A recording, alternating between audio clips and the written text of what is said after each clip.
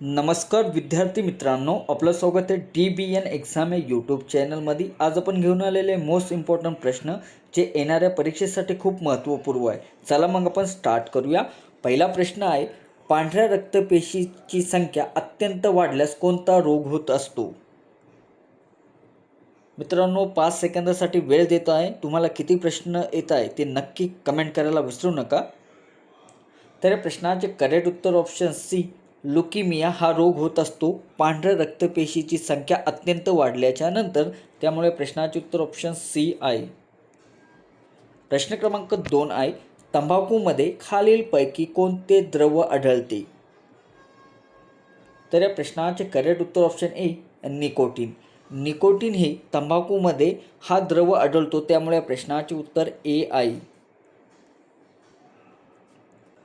प्रश्न क्रमांक 3, भारतात प्रादेशिक ग्रामीण बँकची स्थापना कधी झाली? तर या प्रश्नाचे करेक्ट उत्तर ऑप्शन बी, 1975 भारतात प्रादेशिक ग्रामीण बँकची स्थापना झालेली आहे, त्यामुळे प्रश्नाचे उत्तर ऑप्शन बी आहे। प्रश्न क्रमांक 4 आहे, नासाच्या ऐतिहासिक आर्टेमिस सेकंड मोहिमेसाठी कोणाची निवड करण्यात आलेली आहे? तर या प्रश्नाचे करेक्ट उत्तर ऑप्शन बी, क्रिस्टिना कोच यांची निवड करण्यात आलेली आहे, त्यामुळे प्रश्नाचे उत्तर ऑप्शन बी आहे। प्रश्न क्रमांक 5 आहे, 52व्या G7 शिखर परिषदेचे 2026 आयोजन कोणत्या देशात करण्यात आहे? तर या प्रश्नाचे करेक्ट उत्तर आहे ऑप्शन ए, इटली।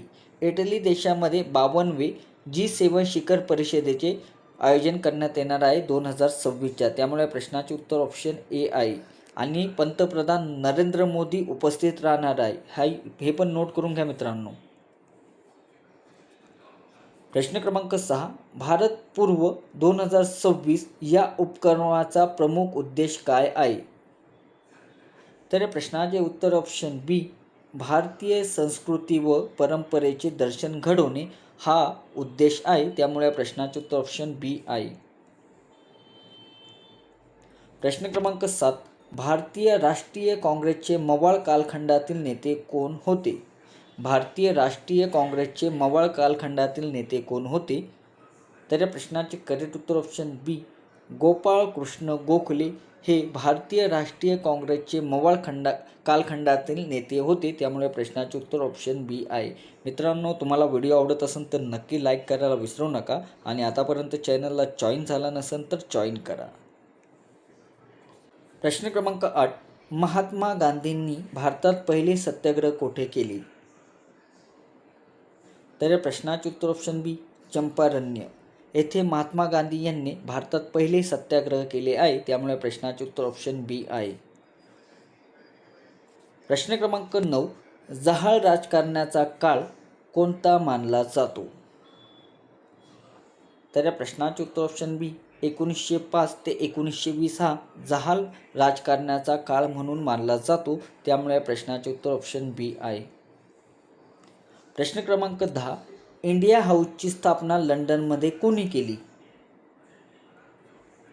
तर या प्रश्नाचे उत्तर ऑप्शन बी, श्यामजी कृष्ण वर्मा यांनी इंडिया हाऊसची स्थापना केलेली आहे लंडनमध्ये, त्यामुळे या प्रश्नाचे उत्तर ऑप्शन बी आहे।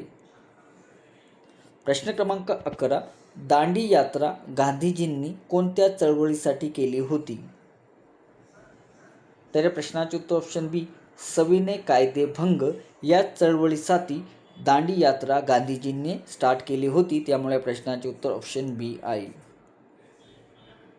प्रश्न क्रमांक 12, गांधीजींनी असहयोग आंदोलन कोणत्या वर्षी सुरू केले? तर प्रश्नाचे उत्तर ऑप्शन बी, 1920 गांधीजींनी सहयोग आंदोलन सुरू केलेले होते, त्यामुळे प्रश्नाचे उत्तर ऑप्शन बी आहे, असहयोग आंदोलन। प्रश्न क्रमांक 13, बुद्धांनी पहिले प्रवचन कोठे दिले? तर प्रश्नाचे उत्तर ऑप्शन सी, सारनाथ। बुद्धांनी पहिले प्रवचन हे सारनाथ येथे दिलेले आहे, त्यामुळे प्रश्नाचे उत्तर ऑप्शन सी आहे। प्रश्न क्रमांक 14, सिंधू संस्कृतीतील सर्वात मोठे बंदर कोणते? तर या प्रश्नाचे करेक्ट उत्तर ऑप्शन ए लोथल. लोथल हे सिंधू संस्कृतीतील सर्वात मोठे बंदर आहे, त्यामुळे प्रश्नाचे उत्तर ए आहे. प्रश्न क्रमांक 15. जैन धर्माचे 24वे तीर्थकर कोण होते? तर या प्रश्नाचे करेक्ट उत्तर ऑप्शन सी महावीर स्वामी हे जैन धर्माचे 24वे तीर्थकर होते, त्यामुळे प्रश्नाचे उत्तर ऑप्शन सी आहे. प्रश्न क्रमांक 16. सूर्यप्रकाश पृथ्वीवर पोहोचण्यासाठी सुमारे किती वेळ लागतो?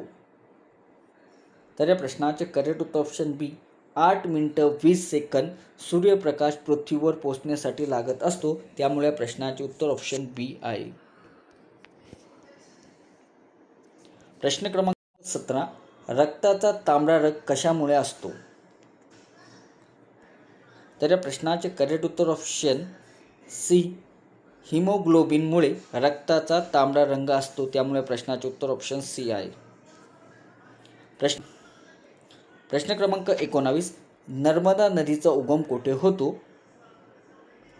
तर या प्रश्नाचे करेक्ट उत्तर ऑप्शन ए अमरकंटक येथे नर्मदा नदीचा उगम होत असतो, त्यामुळे प्रश्नाचे उत्तर ए आहे. प्रश्न क्रमांक 20. नागार्जुन सागर धरण कोणत्या राज्यात आहे? तर या प्रश्नाचे करेक्ट उत्तर ऑप्शन सी तेलंगणा आंध्र प्रदेश येथे आहे नागार्जुन धरण, त्यामुळे प्रश्नाचे उत्तर सी आहे.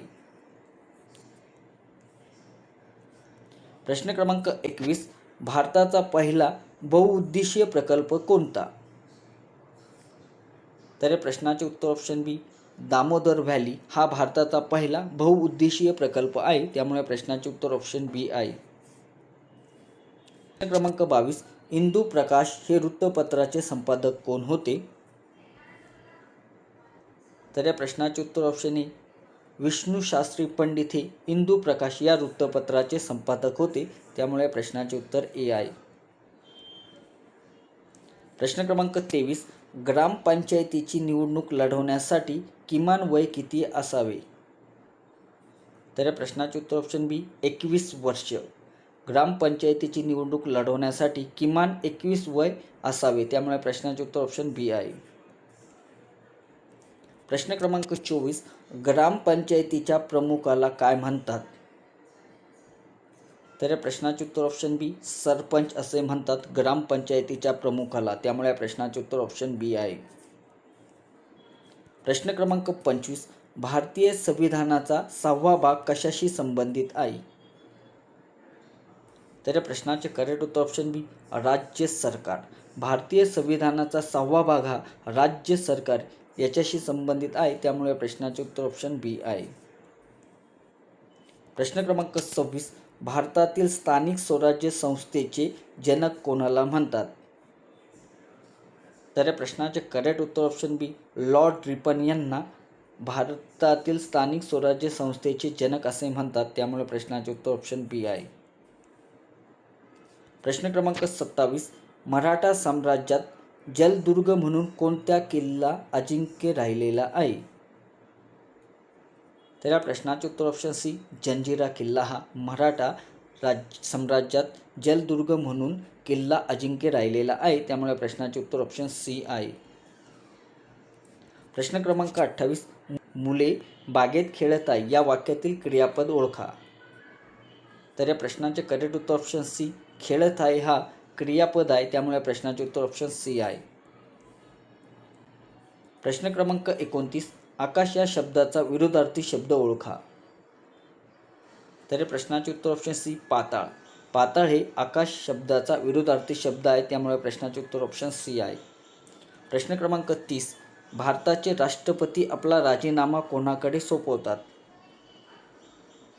तर प्रश्नाचे करेक्ट उत्तर ऑप्शन सी उपराष्ट्रपतीकडे.